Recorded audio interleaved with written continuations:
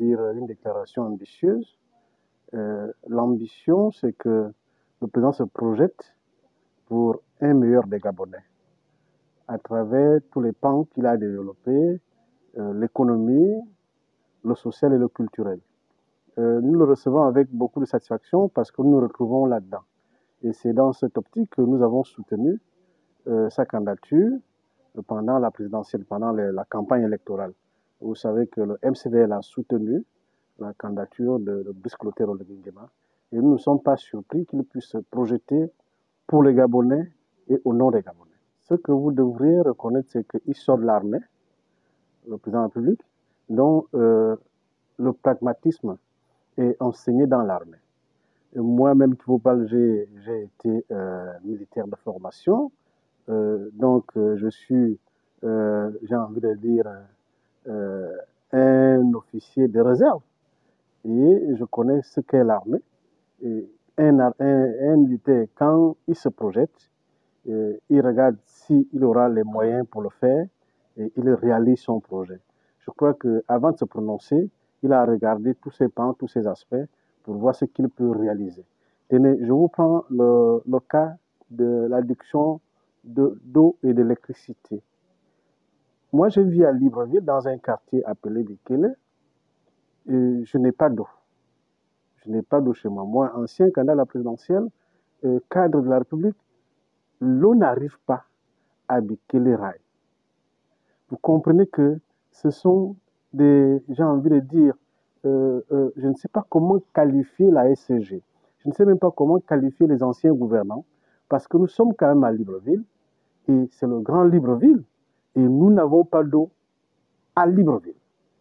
Alors que le chef de l'État dit, je vais m'attaquer à ce que tous les Gabonais puissent avoir de l'eau et de l'électricité. Je crois que ça ne peut qu'être une satisfaction. Ça, c'est pour ce qui est de l'eau et de l'électricité. Maintenant, pour ce qui est du chômage, parce qu'il en a fait état, vous savez que c'est notre cheval de bataille. Nous luttons afin que nos enfants puissent trouver du travail. Et c'est dans cette optique que nous avons, nous ici, signé un partenariat avec le Mouvement national des chômeurs du Gabon, et qui est composé de près de 16 500 jeunes. Nous conduisons ce mouvement, nous les soutenons, nous les accompagnons, parce que nous estimons que le chef de l'État va trouver des solutions dans l'immédiat, à court et moyen terme.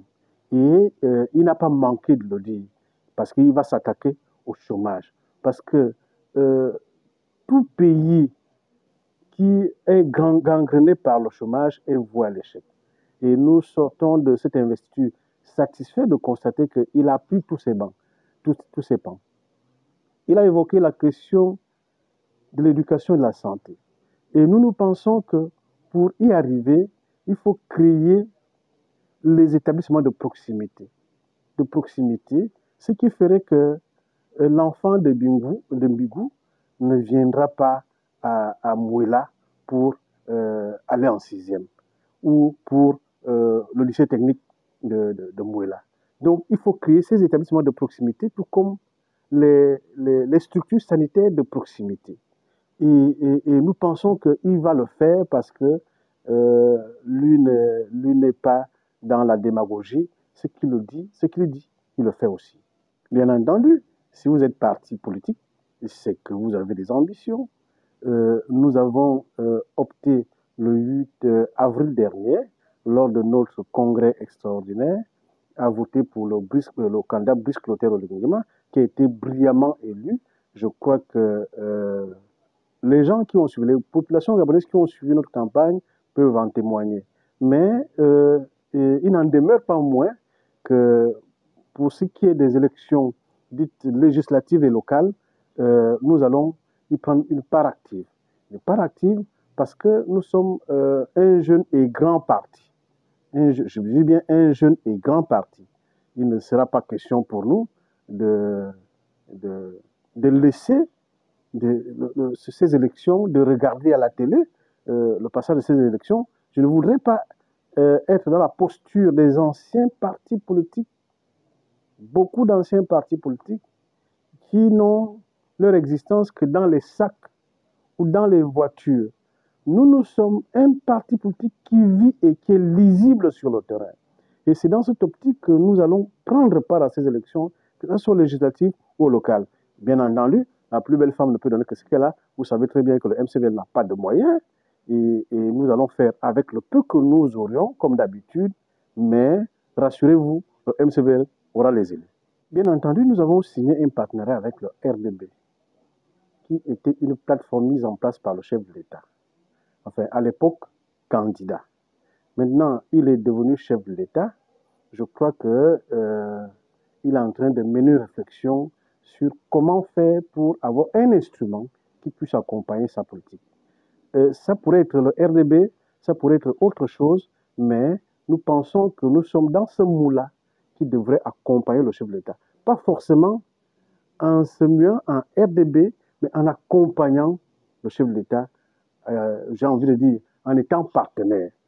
Je crois que dans tout pays, et si nous prenons le cas du Gabon, il y a les partis de la majorité présidentielle et l'opposition. Nous, aujourd'hui, on s'inscrit dans le cas des partis membres de la majorité présidentielle. Parce que nous avons soutenu un candidat qui a été élu brillamment et qu'il serait incongru de constater qu'au terme de son élection, que l'on parte ailleurs. Non, on n'ira pas ailleurs, mais on reste MCVL en accompagnant et en soutenant notre président.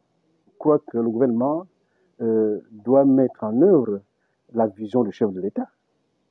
Le gouvernement n'a pas une vision particulière. Elle doit mettre en œuvre le projet qui a amené le chef de l'État à être élu. Je crois que c'est ça. Un gouvernement qui ne fera pas ça est voué à l'échec. Parce que le chef de l'État a proposé aux Gabonais son projet de société. Et c'est sur la base de ce projet de société qu'il a été brillamment élu. Maintenant, le gouvernement qu'il mettra en place devra tout simplement mettre en œuvre cette vision ou encore matérialiser la vision du chef de l'État. Le chef de l'État a une vision et il veut la matérialiser à travers des hommes qu'il estime qu'ils peuvent l'accompagner. Donc, nous, partis politiques ou personnalités politiques, nous ne sommes pas en droit de mettre une nomenclature. Ce que nous disons ici, c'est que s'il a été élu, c'est qu'il a une vision pour le Gabon et cette vision part des hommes qu'il mettra en place. Et ces hommes qui mettront en place, qui mettront en œuvre sa politique.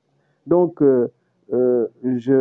j'évite tout commentaire là-dessus parce que le chef de l'État a certainement une vision qu'il veut matérialiser pendant cette année. Et nous souhaitons déjà, nous anticipons que nous savons qu'il va réussir son septennat et qu'il va briguer un nouveau mandat au terme de 7 ans. Mais avec des hommes qu'il voudra bien qu'il l'accompagne, pas des hommes qui sont parfois un peu contestés par les Gabonais. Après l'arrêt de la Cour il y a 3 ans, il était question pour la Cour de nous dire qu'il fallait repréciser ou encore reformuler la plainte. La reformuler parce que tout simplement, la Cour avait constaté que la COBA qui était poursuivie par le CAP n'était pas le véritable acteur de l'escroquerie. Plutôt l'État gabonais avec les banques. Et c'est dans cette optique que nous avons décidé, parallèlement, de porter plainte aux banques gabonaises, pas toutes d'ailleurs, notamment UBA Gabon SA, Ecobank Gabon SA et Orabank Gabon SA. Voilà les 3 banques qui sont poursuivies par le CAP au niveau du tribunal de commerce de Libreville. Je voudrais ici saisir cette occasion pour remercier la justice gabonaise qui a enfin pris la décision d'instruire ce dossier. Et le 19 mai prochain, il y aura une nouvelle audience au tribunal de commerce de Libreville entre le CAP, représentant légal des épargnants, et bien entendu ces banques précitées qui ont joué le rôle de receleurs. Receleurs, pourquoi? Parce que tout simplement, ces banques ont reçu des sommes importantes d'argent de BRSAL, alors même que BRSAL n'était pas légalement constitué. Nous savons la procédure pour créer un compte courant ou d'épargne dans les banques. Nous savons que pour avoir un compte courant à la banque, il faut, si c'est une société, c'est-à-dire une personnalité morale, il faut présenter vos statuts, l'agrément et bien entendu la fiche circuit et l'identité des demandeurs. Or, Bersal, qui n'avait pas de légalité, a réussi à créer des comptes à UBA Gabon, à Oraban Gabon, à Ecobank Gabon.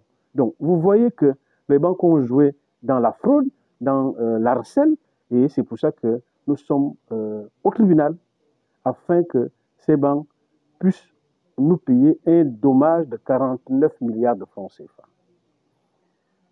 Nous allons nous retrouver le 19 prochain au tribunal de commerce de Libreville. Ça, c'est d'une part. Nous sommes en train de partir aussi sur N'Djamena, sur convocation de la Cour, parce que, comme vous le savez, nous avons revisité le dossier et la plainte, et la Cour nous convoque désormais à N'Djamena pour essayer un peu de nous dire, après leur examen, ce qu'elle en pense. Et nous pensons que nous partons avec sérénité, parce que nous ne sommes en aucun cas inquiets de ce que nous n'allons pas, j'ai envie de dire, gagner ce procès. Nous allons gagner les deux procès. Et nous voulons profiter aussi de vos antennes pour dire, la République d'hier, qui a excellé dans le faux, dans la corruption, est partie. Maintenant, nous avons une nouvelle République. Nous intégrons la 5e République avec un nouveau chef d'État qui lutte contre la corruption désormais, parce qu'il a parlé samedi dernier, il va lutter contre la corruption et la délinquance financière. Et à ce niveau, nous allons accompagner et appuyer sa politique afin que ceux qui ont opté pour des détournements d'argent puissent être mis à nu et jetés en prison. Notre mot de fin ici, c'est de féliciter encore une fois le président de la République, chef d'État, qui a été brillamment élu. Non seulement il a été brillamment élu, mais qui a prêté serment devant une pléthore de chefs d'État africains, voire même au-delà. Et je crois que la présence de ces chefs d'État nous a démontré que la démocratie gabonaise est en marche. Et nous, MCVL, nous sommes l'un des lieutenants du chef de l'État parce que nous soutenons sa politique et c'est dans cette optique que nous appelons les uns les autres qui sont à l'intérieur du pays de mieux se préparer parce que le MCVL se prépare à organiser son 4e Conseil national extraordinaire afin de préparer les élections législatives et locales. Dans quelques jours, nous allons organiser le Conseil national du MCVL, qui aura la particularité de désigner les candidats du MCVL pour les prochaines élections.